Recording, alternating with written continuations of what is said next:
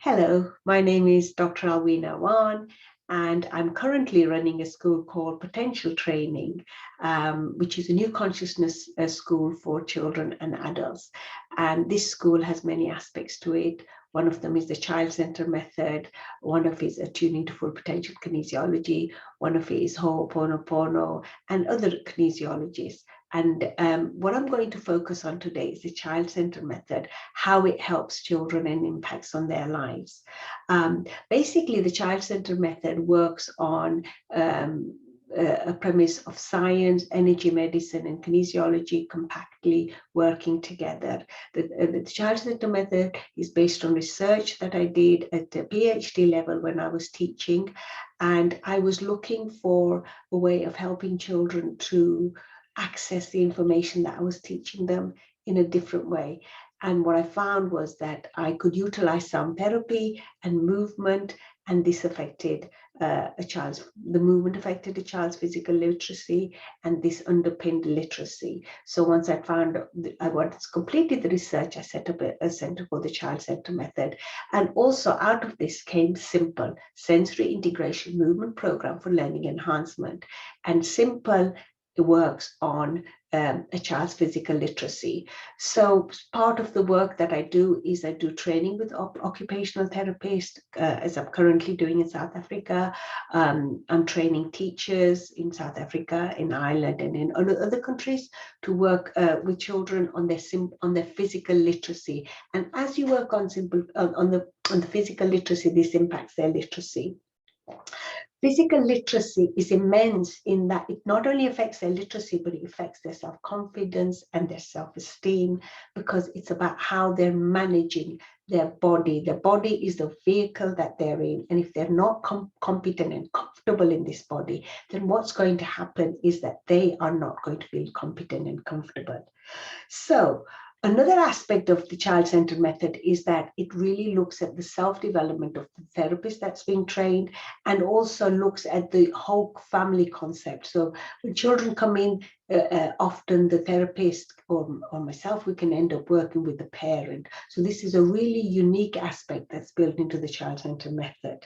So let's just take an example of a child that had retained reflexes, and how the child-centered method helped him. Well, the boy was labeled as being Asperger's, struggling at school, age 12 years old, had been expelled from school at age 6.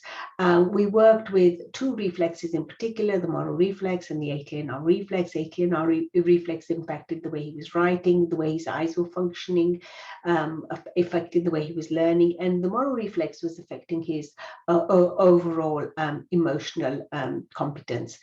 And having worked with these for a period of time, he was no longer labeled as Asperger's. Now, often a lot of children who have primitive reflexes also get labeled as dyspraxia, dyslexia, ADD, ADHD, and other labels.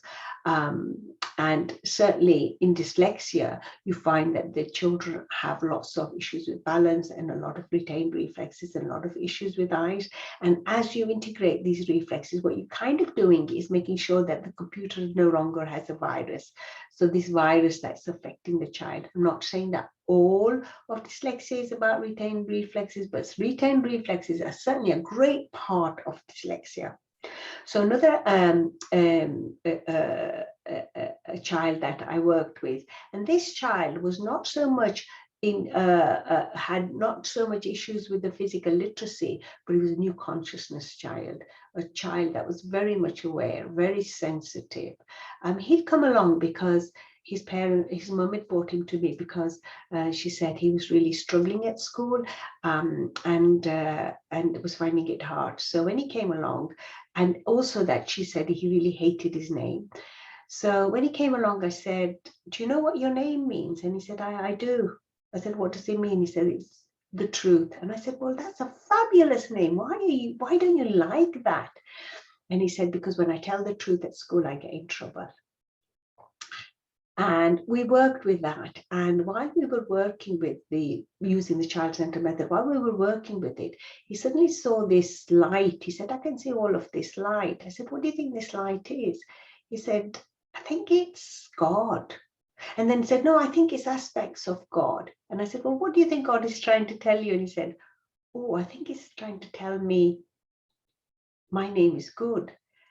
And then, so that was really lovely. And then we worked with, I asked him, what frightens you? Because often these really highly sensitive children, these new consciousness children, have fears because they're so tuned in. The sixth sense is highly alert, and they can tune into other people or things or energies, or just there's just like having a broadband that's completely open, and they're downloading all sort of stuff.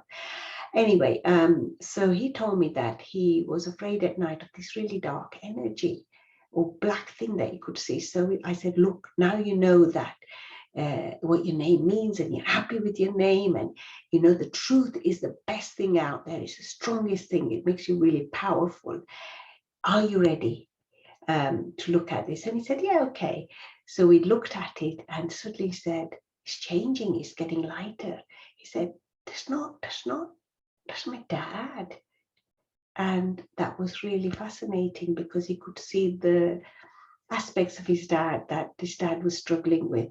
And so really the child had been brought to me, but the child was also kind of working on his dad.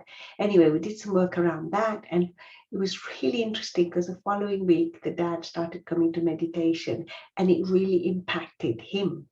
So that really kind of showed that often when we're working with children, we really have to look at the parents, particularly if they're these new consciousness children. They're really tuning in. They have like an open broadband. They go to school and they come home and they're really agitated, really tired.